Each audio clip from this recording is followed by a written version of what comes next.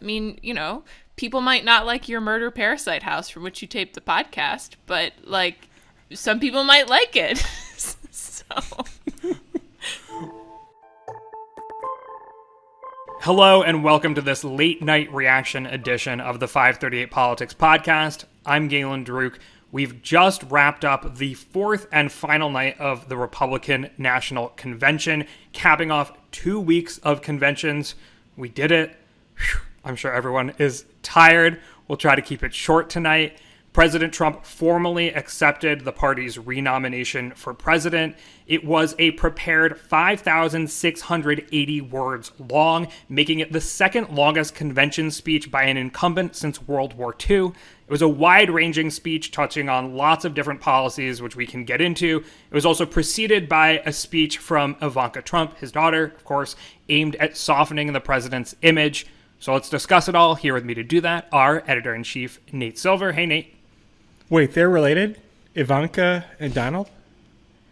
I know. I just wanted to make sure that I clarified who exactly Ivanka Trump was for anybody who might be confused, whatever. I believe her real name is Ivana, but Ivanka is a diminutive. Really? Fun know that. fact. Yeah. Dropping some knowledge. Isn't her mom's name Ivana? Correct.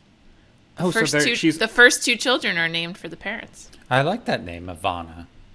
Interesting. Well, you can name a child as you've heard, senior politics writer Claire Malone is also with us. Hey, Claire. Hi, Galen. And managing editor Micah Cohen. Hey, Micah. Hey, Galen. So we are going to have, of course, a podcast out this coming Monday, and we can review some more of what happened at the conventions and whether or not we've seen any movement in the polls since. So we'll try to keep things kind of concise this evening, but I just want to hear, as I mentioned, it was a very long speech, touched on a lot of different things. What were your general takeaways from the evening? Micah, kick us off.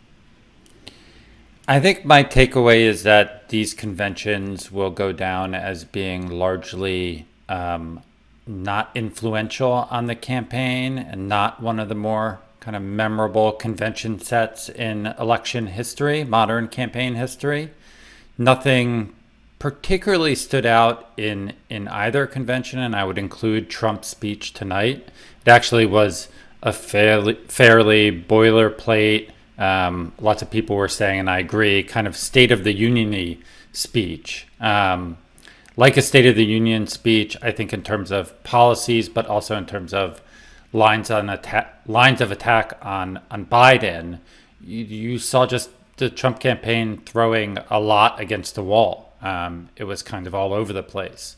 So for someone like me who's mostly interested in okay, what can we learn from this about the party and about how the Trump campaign is going to pursue the rest of the campaign, I don't know. I came away pretty confused.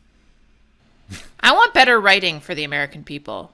Policies aside, which I'm sure we'll talk about. It was just a terribly written speech. I think calling it like a State of the Union speech is even giving it too much credit. It's hard to write long. You need structure. The piece had no structure. There were no core thematic elements. It was not engaging. It was not engagingly delivered.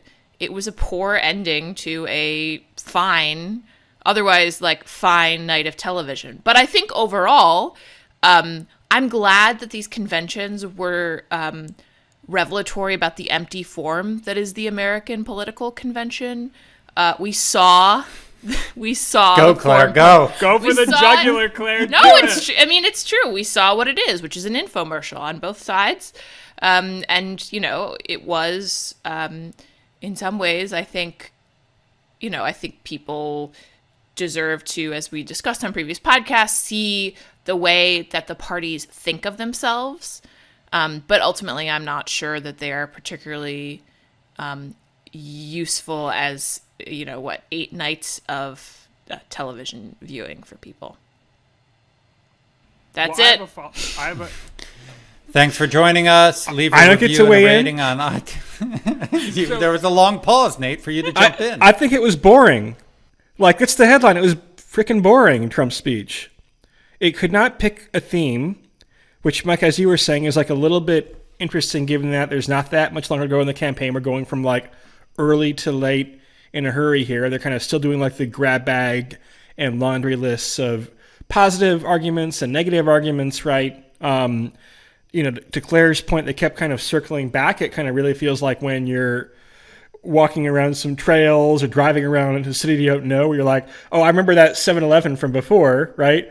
We saw that before, not from the same angle, but we saw that before, and that laundromat and whatever else. Like, I think it was like kind of an almost like inexplicable anticlimax. You know what I mean? Like what? Well, maybe especially compared to 2016, right, where we had "I am your voice, I alone can fix it." I think you're about vastly overrating how effective his 2016 speech was, which you got very little convention bounce out of, right? But it's just like there is no reason not to pare this down, right? Because it didn't even like make the same. I mean, they were being repetitive. It wasn't even like they said like a long laundry list. They were saying everything twice. And they were saying everything and saying it twice. And so, like, I don't know. I mean, look, I thought the kind of non-primetime hour was actually pretty good tonight. I thought Alice Johnson was good. I think it's maybe cynical, but probably smart to feature a lot of everyday Americans and non-white speakers. I think the elected officials, except for Nikki Haley and Tim Scott on night one. And Pence was actually fine last night. But they were mostly pretty boring. Tom Cotton, I don't really see that charisma factor if people think he's a 2024 nominee, right? I think before Trump got up to speak, it was the theme that I could generally glom together was America's cities are burning, America's cities are run by Democrats, Democrats are bad for America. Look, all of these people of color are speaking to us about how bad their lives are in Democratic cities. Okay, that was the pre-Trump thing. I think the Trump, like, to go back to the comparison of Trump in 2016 and Trump in 2020, I was slacking Micah a little bit about this. I think that Trump in 2016 was so new and to many people alarming and unconventional that even if, we viewed his 2016 speeches in 2020 and we might think they were kind of like, oh, it's more of the same. When we saw them, like, I remember being in that convention hall in Cleveland and being like, what just happened? That was kind of crazy. He said, I alone can fix this. I remember being struck by that. And tonight,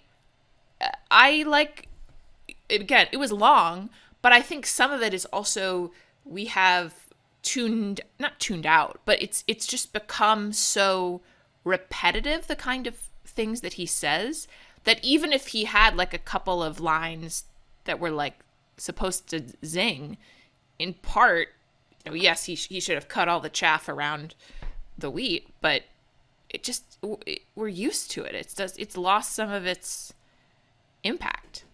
There's very little here that you don't see on a daily basis in the president's Twitter feed. Right. Like I do not think it would have been wise for the president to just have ad-libbed for an hour. It would have been more interesting and had more upside, I suppose, right? But it's just kind of strange. I mean, I think you can compare the conventions. I think one thing Democrats did effectively is like they kept things pretty short and tight. They may be at a disadvantage because their convention was more virtual than the GOP's. And we haven't talked yet, I'm sure we will, everybody, about like the setting at the White House, which is striking in several different meanings of that term, right? But I don't know. I mean, this is not a campaign that is confident about its strategy. I agree with Claire that like if you pare it down, then the theme is kind of there are all these Democrat-run cities that are burning and Trump will restore order. There wasn't that much about Biden. There was some stuff, right? But like you have to do some work to drill down to that theme. You have to drill some work. I guess if you want to say what attack was the most consistent on Biden, it was more like he's a Trojan horse for Bernie and AOC, but you have to do some work to drill that down. Let me kind of halfway play devil's advocate here, even though I agree with much of this. So one is, it's hard to write short, as someone who's edited both Claire and Nate. Oh my God, you went there. Oh my God. No. So the speech, I wonder if we're expecting too much from a convention speech what would the convention speech have looked like that would have been more successful? It would have been more focused. I think you guys are right. It would have been shorter. I think you guys are right. I think the Trump campaign's problem is focused on what? Maybe they would have focused on this, the cities are burning theme. Is that their best line of attack to pursue the rest of this campaign? Maybe they don't know that. And maybe this speech was an exercise in, let's try a bunch of different things, see what sticks, and whatever sticks, that's what we'll grab and carry towards the finish line. So this was almost like a focus group for the message for the next 2 months. It was a big. That's focus why all group. those people were there big, elaborate on the focus lawn, group. not social distancing. Yeah, so let's mention it was about a 1,900-person event reportedly on the White House lawn. Of course, using the White House as a location in general is norm-breaking, considering that people don't usually use that workspace for the president, the People's House, as a campaign tool. Work from home, Galen. Work from home, pandemic. What's that?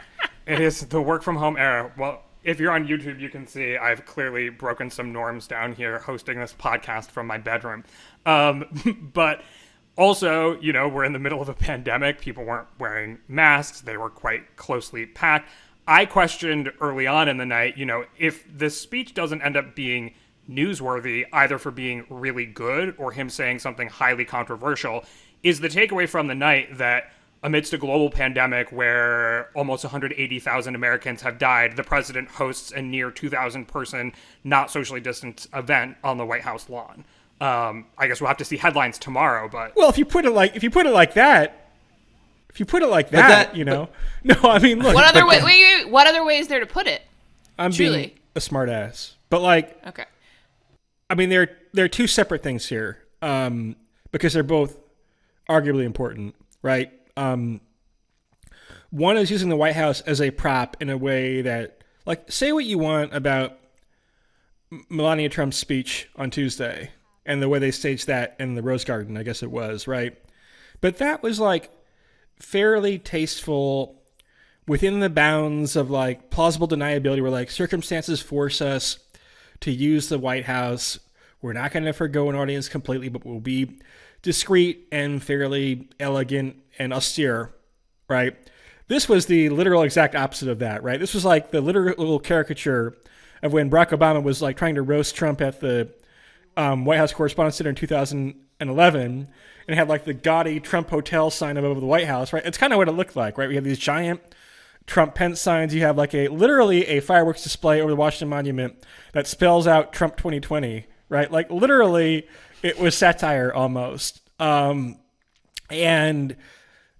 I think usually there's a lot of media pearl clutching over, the Hatch Act, which you could almost imagine the Trump campaign saying, okay, let's distract from the pandemic. Let's kill 180,000 people and the racial protests, whatever else, right? And have all these people writing about the Hatch Act. This has visuals, though, where I don't know how the average swing voter at home is going to feel about this. Because, right? Connect those threads for all of us. It's a little jarring. Because it's tacky? Because you think they don't want to see the White House in such a political because it's tacky. So what you're saying is circumstance? It's tacky. It's the Hatch Act doesn't matter to voters, which I probably agree with, even though it should matter in general, but let's set that aside. And we're not lawyers. But you're saying just because of the sheer tackiness. Can I point out that a lot of people might think it's not tacky to gustibus, right? People might not like your murder parasite house from which you taped the podcast, but some people might like it. So Nate, I think you have this not fully backwards, but halfway backwards. So I think the Hatch Act is important and is not pearl clutching, although I agree, I don't think voters will care about it. I think the setting on the White House, voters won't care about either. And in but fact, why? Because it's very dramatic. It may be upside good. for Trump, maybe downside. Some people like dramatic. Yeah. Yeah, I mean, residential. if you've been to more than 5 weddings, you will experience the range, a relative range of human taste. Things that some people think are tacky, some people think are the greatest thing in the world. Like, I don't think there's no accounting for taste. But I also think it brings home the notion that Trump is using the White House in a way that is very political, right? So the sub-theme that only esoteric journalists care about, right? Now you're actually going to test that proposition for better. I love how you, when you're trying to undercut my point, you call me an esoteric journalist. I'm in there too. So let's just say we're going to find out what Americans think about it. But Mike, you were going to say something else. Yeah. So I think the actual problem with Trump's address isn't that it was long, isn't that it was at the White House, isn't that it was all over the place. I think it's that Trump and Republicans still do not have a cogent story to tell on the coronavirus. And that's by various polls, depending on how you ask, the number one issue in the country. People are still dealing with it at every moment of every day. And they just don't have a story to tell that is politically compelling and bears any resemblance to the truth. And that's a big problem. And when he talked about it, he was not very...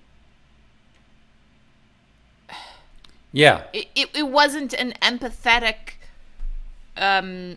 way of talking about the pandemic. And I think maybe if there's a visual that could make news and could matter, it'll be the lack of social distancing. I'm not sure off the top of my head what protocols were followed. Whether or not everyone there was tested, but people weren't wearing masks. This is outdoors, which is a little better. That's true. That's very true.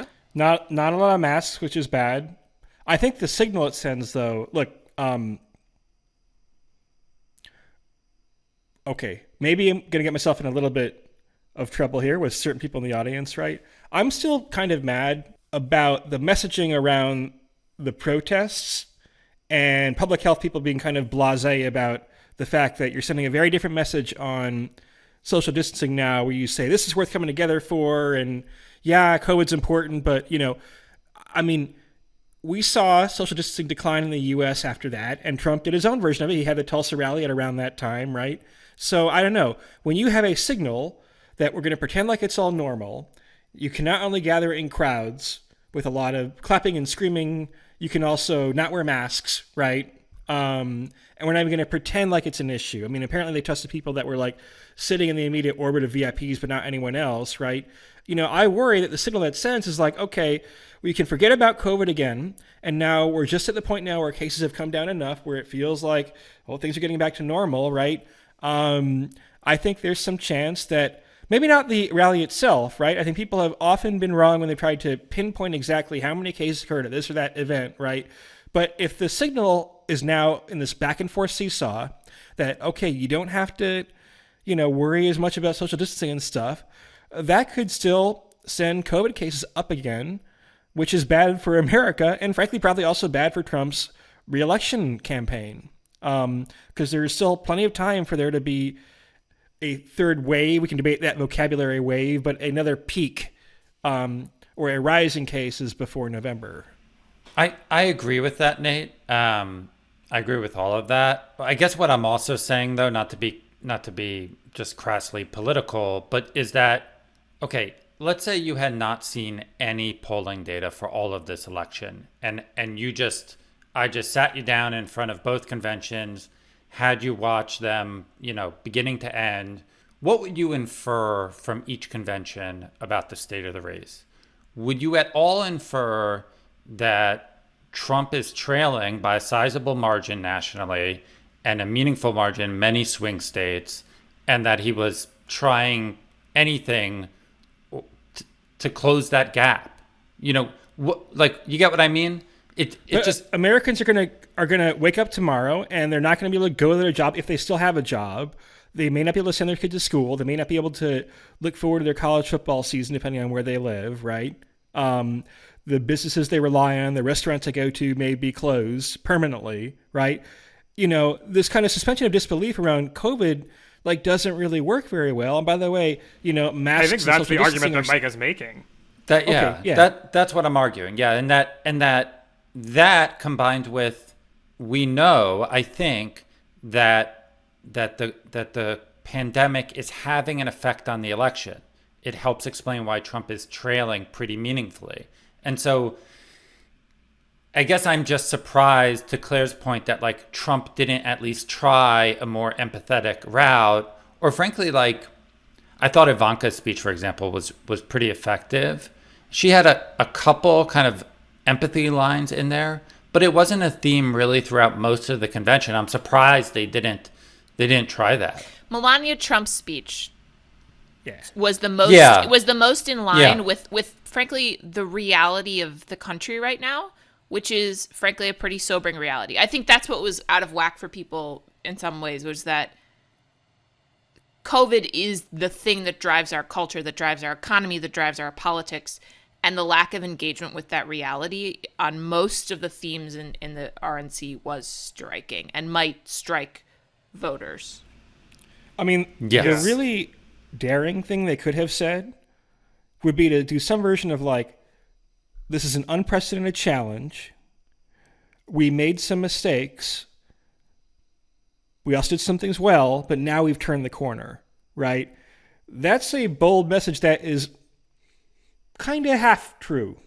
They Or could even try something say, like set up, if you're going to set up out on the White House lawn, go like set up all of the different vaccines that are under trial right now. Go talk about all of Trump the things steaks? that America has to look forward to. Talk about all the things you're You got doing. the Oxford even and the if Pfizer it's, and an exaggeration and isn't literally you, but pharmaceutical companies, right? Like, why not talk about like, these are all of the things we're doing to try to make your life immediately better because we're going to fix COVID. I alone can fix it. I think you could try what Nate said. I think you could try what Galen said. Honestly, I think you could even just going hard on empathy and admitting to no mistakes. And it's just empathy. We're going to build it back. And that would have been better. We're gonna build it back better. I think you just did the Biden campaign. Well, no, but then the Trump campaign should be build back best. Build back best. Oh God. Build back great again.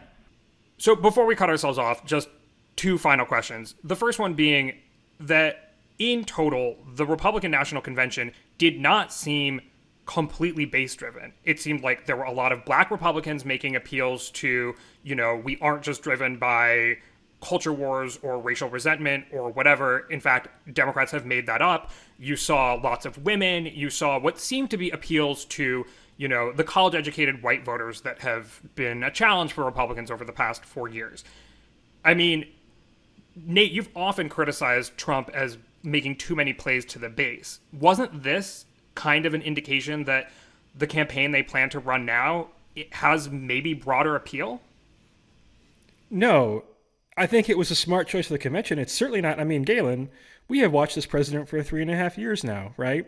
To assume any correlation between strategy on day one and strategy on day 1 plus N is foolish. I think the convention might be effective precisely because the adults, and I hate that phrase, so you can strike that from the podcast or not. But clearly this was not like Trump's strategy, I don't think, right? Some group of people who were like, okay, to do a little bit of more conventional outreach to the center, despite Trump's best instincts or worst instincts, would probably be smart. Precisely because they did that, I think they might get more of a bounce they would otherwise, or not. I have no idea. Maybe they'll get an anti-bounce, but maybe they'll get a bounce, right? Do I have any confidence at all that will be the theme even 3 days from now, even tomorrow? No, right? So it's like, because it's so unorthodox relative to the Trump campaign, where they might actually get like some type of dead cat bounce, but I don't think they're going to pivot. I don't think Trump's going to pivot for the next 70 days or whatever it is. I mean, I think that's pretty unlikely. Claire's done with conventions. I mean, some of it is also just like, what are you supposed to say about some of this stuff? Like I think particularly on the lack of COVID acknowledgement or the I mean, really, really misleading, if not not factual talk about the course of the virus in America. That stuff is surreal. I mean, I've been reflecting that it's been like 5 years since I've been at 538, and it is surreal that this is the presidential election that we're in, and that this is the campaign that we're covering. So it is like, yes, I do, like, yes, we talk about the White House lawn stuff, and yes, I have the thing that it's a TV show, but there is some level of it where it's just like, really, I kind of can't believe that this is like the convention. Well, the sheer number of falsehoods during Trump's speech and during the RNC was amazing. Also, I said this on the live blog, but there was this moment where during the DNC, you saw speaker after speaker after speaker say, "Joe's just a decent guy," like that's the bar, right? And then during the RNC, it was like essentially like Trump is not mean, basically.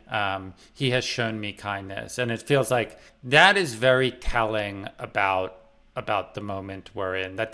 Those are the bars, right? But it's also so, Mike, I mean, that's a perfect way to put it. It's also so emblematic of the utter fruitlessness of these campaigns. I mean, these are systemic problems. They're not just like U.S. systemic problems, they're world health systemic problems. So the fact that we've spent 2 weeks saying like, this guy's a nice guy and this guy's a nice guy in private, it's like, great.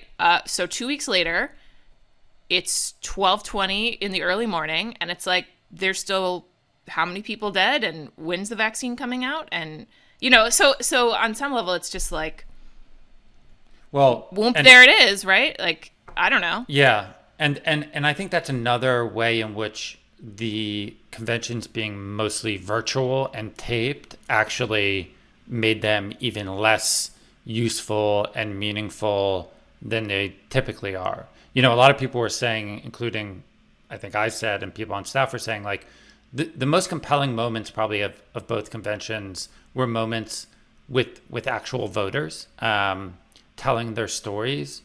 Those were also the most produced and contrived moments, like the most commercial. They're essentially commercials, right? And so if you're trying to just use the convention to learn about the party, to learn about the campaigns, to learn about what the party thinks of itself and its voters, then everything being virtual and taped doesn't help you if you're just trying to learn. I mean, it would have been very, very revealing, I think, to have seen the Trump campaign and the Republican convention respond in real time to the shooting of Jacob Blake and the protests and riots in Kenosha. That didn't happen. Now, do I think the convention would have been meaningfully different than the pre-taped version? Probably not. I don't think.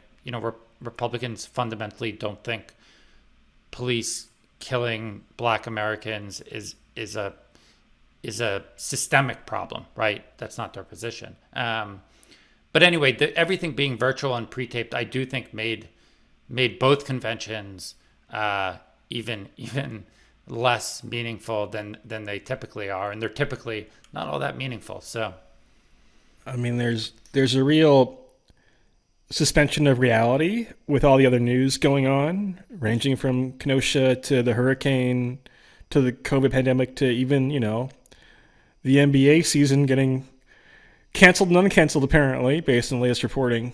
So, in the economy, obviously, right? So again, like, I don't know, part of me has an instinct that, like, Trump might get a bounce out of this because you are suspending disbelief for 8 hours or however many 10 hours of programming, right?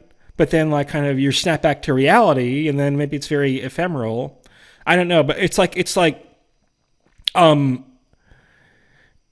awfully confident bet that Americans somehow forget about all this stuff until November, or that things just get kind of objectively better by November, which maybe is possible, but there are a lot of fronts that you're fighting on, right? I don't think they did a ton of defining of Biden, because one of their David versus Goliath strategy for losing is like, okay, just tear your opponent down.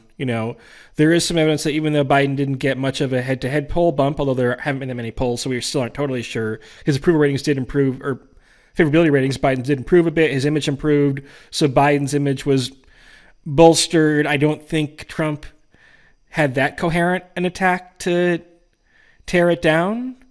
One of the issues with this like Trojan horse attack is like you're kind of conceding that Biden himself is not a bad guy, but he's a Trojan horse for Nancy Pelosi or whatever.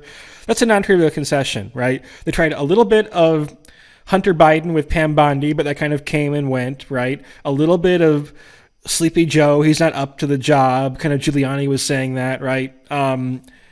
But like having had trouble landing punches on Biden, that part of it could have been quite a bit more focused. All right, well, we will see where all of this takes us in terms of the polling. Of course, we'll be back on Monday with a regular podcast. But as we've mentioned, it's late, it's already Friday, and we will leave things there. So thank you, Nate, Claire, and Micah. Bounce or no bounce? Bounce or no bounce? Come on, bounce or no bounce? Really bounce. Quick. Bounce. Small bounce. Bounce. I don't know. I say bounce. I say Claire's not bounce going to entertain too. If he doesn't get a bounce, then he's in trouble. All right, fair I'll enough. put it like that. We'll leave it there. And before we go, make sure to check out 538's store, where you can go get all kinds of 538 merch. We do not yet have plush stuffed animals of 5e Fox, but maybe someday. That's 538.com/store. My name is Galen Druk. Tony Chow is in the virtual control room. You can get in touch by emailing us at podcasts@538.com. You can also, of course, tweet at us with any questions or comments. If you're a fan of the show, leave us a rating or review in the Apple Podcast Store or tell someone about us. Thanks for listening, and we'll see you soon.